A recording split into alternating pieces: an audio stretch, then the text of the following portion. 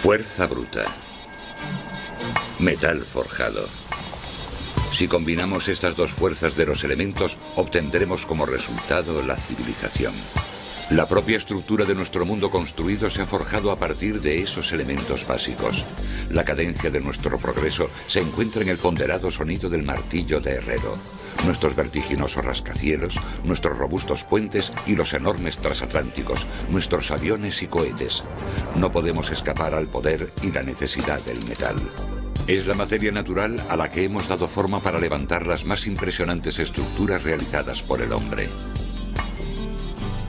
Hemos llegado a un punto en la historia en el que el metal se ha infiltrado en todos los aspectos de nuestra vida. Es muy difícil eludir el hecho de que probablemente sea el material principal que utilizamos como extensión de nosotros mismos. Los metales tienen unas características que resultan ideales para casi todo aquello que hace que el mundo moderno sea moderno. Algunos conducen el calor o la electricidad. Otros se dejan convertir fácilmente en alambre. Algunos son resistentes a las resquebrajaduras y roturas. Muchos brillan o demuestran tener una fuerza impresionante al combinarse con otros elementos, y una buena parte de ellos admite que se les dé forma. El metal es un material muy resistente, un material al que tengo que engatusar, con el que tengo que luchar y con el que debo alcanzar compromisos para poder manipularlo, doblarlo a mi gusto para hacer lo que quiero hacer con él. Los metales están en todas partes, no solo en aquello que obviamente está hecho de metal, como los pilares de acero y las latas de aluminio. El calcio de nuestros dientes y nuestros huesos y el silicio del cristal también son metales cuando se encuentran en estado puro. Los metales constituyen los 2/3 de todos los elementos conocidos.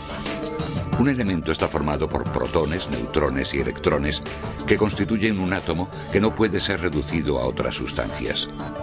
Todos los elementos están catalogados en la tabla periódica, que enumera cada elemento en una escala ascendente, basándose en su número atómico o número de protones y electrones que constituyen sus átomos. En la tabla periódica se agrupan en filas. La última columna de la tabla periódica alberga los elementos nobles que son muy estables. Es como si el resto de los elementos quisieran ser como ellos. Pueden conseguirlo renunciando a un electrón o a más de uno, perdiendo electrones. Nuestra definición de los metales dice que son elementos agrupados sobre todo en la zona inestable de la tabla periódica. Son capaces de renunciar a un electrón para establecer enlaces con otros elementos. La clave de los metales es precisamente esa capacidad de establecer enlaces con otros elementos y compuestos con el fin de formar sustancias llamadas aleaciones, con propiedades completamente nuevas y únicas. Por ejemplo, el hierro se convierte en óxido ferroso u orín cuando forma enlaces con el oxígeno del aire. Como el oxígeno está presente en el medio que nos rodea, la mayoría de los metales no se encuentran en su forma metálica, en su forma pura. Los encontramos en forma de óxido, se han enlazado con el oxígeno. Los metales forman aleaciones con muchos otros elementos además del oxígeno. De hecho, las aleaciones suelen exhibir propiedades que las convierten en algo más que la simple suma de sus partes elementales. Mucha gente habla del acero, pero existen muchos tipos. En el acero hay hierro, pero también muchas otras cosas. Y si cambiamos la composición, cambiaremos las propiedades. Para nuestros antepasados, definir un metal resultaba más sencillo. Sabían que las piedras brillantes que solían agruparse en zonas concretas o que a veces aparecían sobre la tierra solían ser más duras que los guijarros, y que al golpearlas, en lugar de pulverizarse, se doblaban. Según los arqueólogos, a finales de la Edad de Piedra, hace más de 6.500 años, el primer metal manipulado por el hombre seguramente fue el cobre, ya que podía encontrarse en depósitos en cualquier lugar del mundo e incluso, a veces, aparecía fijado sin mucha fuerza en el suelo o en afloramientos. El cobre aparece en la naturaleza en lo que denominamos estado natural, es decir, sin formar aleaciones. Se combinará con los compuestos químicos que se hallen a su alrededor, que le darán un color azul fuerte o verde fuerte, lo cual hace que su identificación resulte muy sencilla. Cuando se encuentran en dicho estado natural, es relativamente fácil formar objetos con él a golpe de martillo.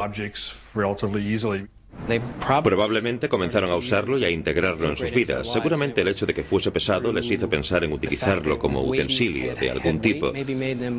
Pronto aprendieron que en presencia del calor se hacía más maleable y podían darle forma. Creo que todo evolucionó a partir de ahí. El cobre, en un principio, se extraía con huesos y piedras para sacar la mena de metal. La mena es una amalgama de piedras y metal. Entonces fueron capaces de comenzar a excavar en el suelo y seguir las vetas de mena. Con el tiempo el hombre acabaría por rodear la piedra de fuego para luego apagarlo con agua fría, para hacer estallar la piedra y poder extraer el cobre presente en ella. Los pedazos de mena se reunían y fundían o calentaban hasta alcanzar la temperatura de fundición del metal, normalmente en un contenedor de cerámica resistente al calor. En el caso del cobre, que funde a una temperatura relativamente baja de 1083 grados centígrados, el proceso no era muy difícil. En la actualidad los que trabajan el cobre siguen más o menos el mismo procedimiento. Lo que estamos haciendo es verter la pasta. Tenemos moldes con carbono. Tradicionalmente se habría usado petróleo quemándolo para crear carbono en los moldes para que el metal fluya una vez fundido y pueda verterse en los moldes. Una vez fundido, al cobre se le puede dar forma de herramienta o de adorno.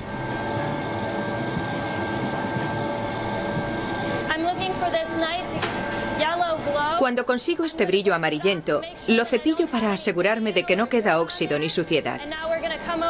Entonces lo traigo aquí para que ellos lo golpeen con la almadena.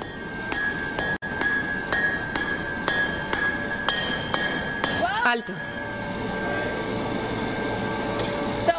Queremos conseguir un espesor firme en todo el tocho para hacer la chapa. Adelante.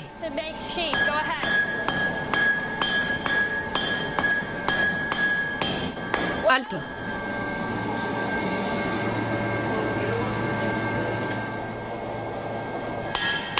El martilleo continuado aplasta y endurece el cobre, ya que comprime los átomos de cobre en una configuración más densa. Por encima de todo estaba la forja, la habilidad de darle con el martillo. Cuando al cobre se le golpea con el martillo, se endurece más y ese endurecimiento lo hace más rígido, más frágil. Entonces se puede trabajar con él hasta formar herramientas u objetos decorativos como este. El cobre tenía sus limitaciones. Es blando y un objeto bien afilado lo traspasa con facilidad. Pero con la introducción de otros metales se consiguieron aleaciones de cobre más fuertes.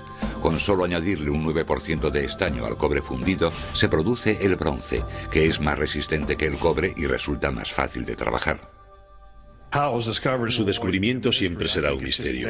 Creo que los dos materiales debieron mezclarse de forma natural, quizás en una hoguera.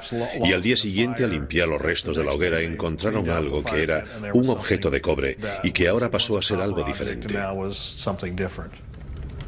Las civilizaciones antiguas de la China y del Oriente Medio fueron las primeras en forjar el bronce. Siguiendo el recorrido de la tecnología a través de las rutas comerciales, vemos que ésta irradia de dichas zonas hace ya 7000 años. El uso del bronce, sobre todo para armas como espadas y hachas, impulsó a los historiadores a referirse a esta primera etapa de nuestro uso a gran escala de los metales como la Edad del Bronce. El impacto sobre la calidad de vida del ser humano en esa época es importantísimo. Mejoró su capacidad para sobrevivir. Fue como una póliza de seguros que supuso una prolongación de su voluntad. En la actualidad el cobre y el bronce se siguen usando en decoración y en joyería. Debido a que el cobre es dúctil o puede convertirse en alambre y es conductor, resulta ideal para la creación de cables eléctricos. La dureza del bronce lo convierte en perfecto para hacer cojinetes, piñones, arandelas y otras importantes piezas de maquinaria. Pero la edad en la que el bronce dominaba la forja de metales terminó cuando un elemento mejor y más abundante lo suplantó. Dicho metal era el hierro. El hierro es el material sobre el que se apoya nuestra civilización.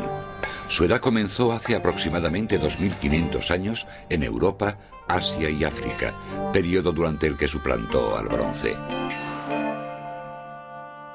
La adquisición del bronce y sobre todo del estaño, que no siempre se hallaban en zonas próximas, se fue haciendo más difícil a medida que su valor aumentaba. Por entonces la gente dependía bastante del bronce, material que mejoraba sus vidas. Cuando su uso se vio interrumpido al no poder conseguir el valioso estaño para hacer el bronce, recurrieron al hierro. Aunque el hierro era más blando que el bronce, también era más abundante. Es el cuarto elemento más abundante de la Tierra. Una de las primeras fuentes de hierro era extraterrestre, los meteoritos que habían penetrado en la atmósfera terrestre, lo cual proporcionaba un aura sobrenatural al metal. Los primeros hombres debieron observar los meteoritos en el cielo, luego hallaron el metal en la tierra y sumaron 2 y 2. Los egipcios tenían un vocablo, bon-e-pet, que significaba hierro del cielo, y los asirios, los hebreos, por ejemplo, también tenían vocablos en su vocabulario para designar lo mismo. El hierro fue tan importante para el progreso humano que se convertiría en el metal de construcción más importante durante casi 2 milenios. El hombre trabajaba el hierro en la herrería, un lugar de ardiente y casi mística transformación, donde las piedras de apariencia inútil se convertían en herramientas vitales. El hecho de que utilizasen el fuego y de ser capaces de dominarlo seguramente los llevaba a una categoría religiosa. Aquella tradición sobrevive aún en los talleres especializados y los programas educativos, como el programa de metalistería de la Universidad del Sur de Illinois. Parte del equipo es moderno, pero los métodos y los materiales utilizados se remontan a hace miles de años. En esta pila tengo mineral de hierro, en forma de piedra, y aquí tengo piedra caliza. Básicamente se trata de gravilla, como la que se usa para hacer caminos. Aplastaremos el mineral de hierro y después lo pondremos en el crisol.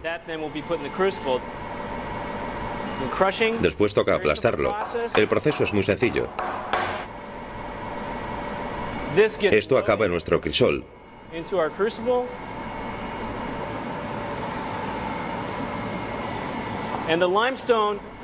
Y la gravilla, como funde a una temperatura inferior a la del hierro, lo cubrirá y controlará la oxidación.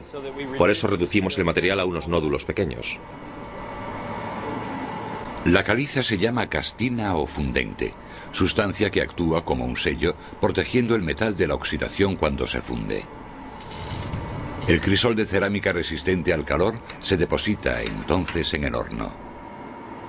Los hornos de gas aceleran un proceso que en la antigüedad habría durado unas 12 horas. En menos de 2, el material, a unos 1482 grados centígrados, se escapa del crisol al subir.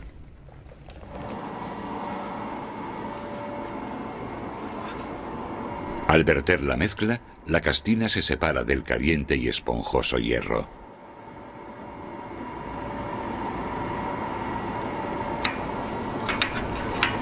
Después cogemos la masa esponjosa y la golpeamos hasta darle una forma fácil de reconocer, forma que suele adoptar el hierro. Acaba en esto.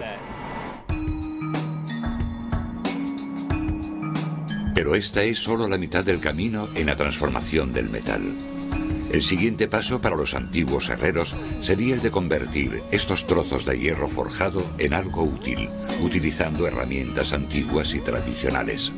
El fuelle para incrementar el flujo de oxígeno y elevar la temperatura del fuego. El yunque, superficie sobre la que situar el metal. Y el martillo con el que golpearlo. Esto es lo que se denomina tocho. Son piezas independientes de hierro que se juntarán y en el fuego quedarán fundidas con un soldeo por forja. Al golpearlas ligeramente, las moléculas de los dos comienzan a encajar. Seguimos forjándolo un poco más hasta que acaba siendo una sola pieza en lugar de varias. Si se alcanza la temperatura adecuada, caracterizada por un brillo amarillo y homogéneo, el tocho se soldará aún más fácilmente al martillearlo. Si nos pasamos, puede separarse. Este óxido se forma a altas temperaturas. Al cepillarlo, consigo una superficie más limpia. Una vez cepillada la superficie, el herrero rocía el tocho con bórax. El bórax también funciona como castina, formando un sello vítreo sobre el tocho de hierro caliente y evitando que se oxide más. El suave martilleo da forma al metal, en este caso la de un hacha. Esta herramienta se llama mandril. El mandril abre un agujero y le da la forma que tenga el propio mandril. Al introducirlo aquí, lo va abriendo poco a poco y le va dando forma y tamaño al agujero. Unos cuantos golpes más y listo. En el interior del supuestamente reino sobrenatural del herrero ha pasado de ser una piedra aplastada a una herramienta útil.